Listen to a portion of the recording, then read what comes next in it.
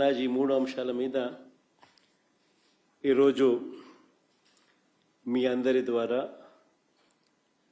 ప్రజలకు ఇటువైపున నాణ్యానికి ఇటువైపున ఉన్న స్టోరీని ఇటువైపున ఉన్న అంశాలను కూడా తెలియజేసే కార్యక్రమం చేస్తా ఉన్నాం. అసలు రాష్ట్రంలో ఇటీవల కొన్ని పరిణామాలు చూస్తూ ఉంటే రాష్ట్రంలో అసలు ప్రభుత్వం ఉందా అన్న సందేహాలు ఎవరికైనా కూడా కలుగుతాయి. కామన్ మ్యాన్ పరంగా ఆలోచన చేస్తే, సామాన్యుడి పరంగా ఆలోచన చేస్తే.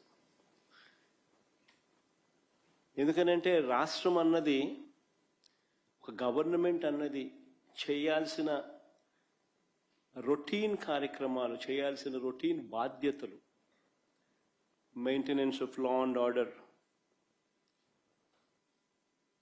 ఇవాళ లేదు. ప్రజాస్వామ్యయుతంగా గొంతు విప్పే పరిస్థితి ఈరోజు లేదు.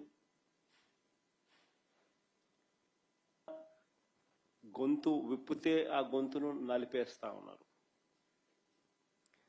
ప్రజలకు అభివృద్ధి లేదు, ప్రజలకు సంక్షేమం లేదు, రెండే లేవు.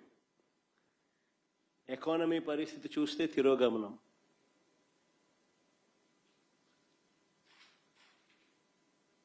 దేశంతో కంపేర్ చేస్తే రాష్ట్ర ఎకానమీ తిరోగమనంలో ఉంది.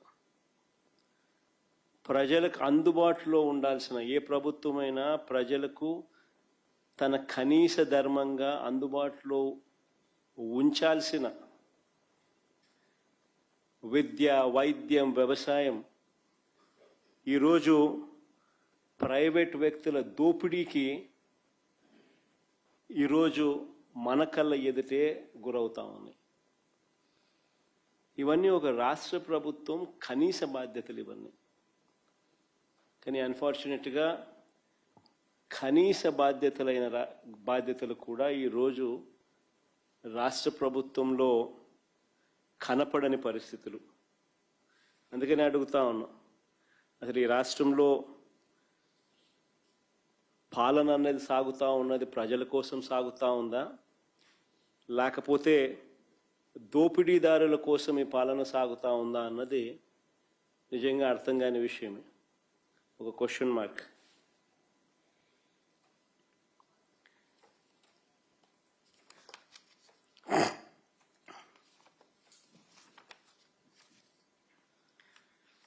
మొదటి టాపిక్ లేఖిక వెళ్తే, రైతులకు అందాల్సిన ఎరువులు బ్లాక్ మార్కెట్ చేస్తూ ఈరోజు స్కాములు కనిపిస్తూ ఉన్నాయి.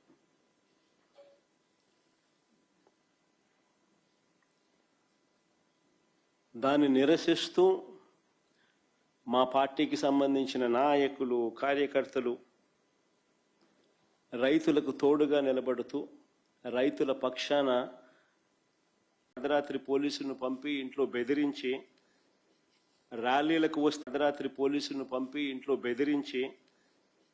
ర్యాలీలకు వస్తే కేసులు పెడతామని చెప్పి ఏకంగా బెదరగొడుతూ నోటీసులు ఇచ్చారు.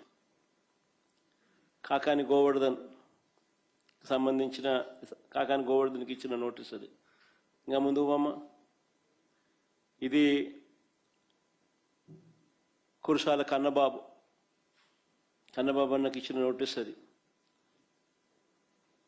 ఈ పక్క లేళ్ళ అప్పిరెడ్డికి ఇచ్చిన నోటీసు, అంబటి రాంబాబుకి ఇచ్చిన నోటీసు, ఇంకా ఆ పక్క అనంత వెంకటరామరెడ్డికి ఇచ్చిన నోటీసులు. రైతుల తరపున రైతులకు తోడుగా వైఎస్ఆర్ కాంగ్రెస్ పార్టీ నాయకులు పార్టిసిపేట్ చేస్తే ఇచ్చిన నోటీసులు నేను మీకు చూపిస్తా ఉన్నా.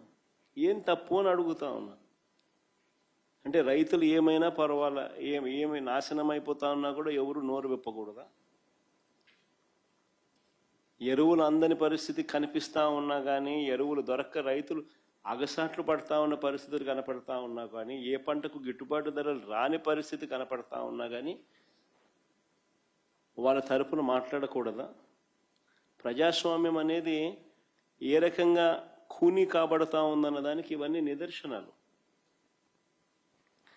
అసలు రైతులు రోడ్డు ఎక్కాల్సిన పరిస్థితి ఎందుకు వచ్చింది?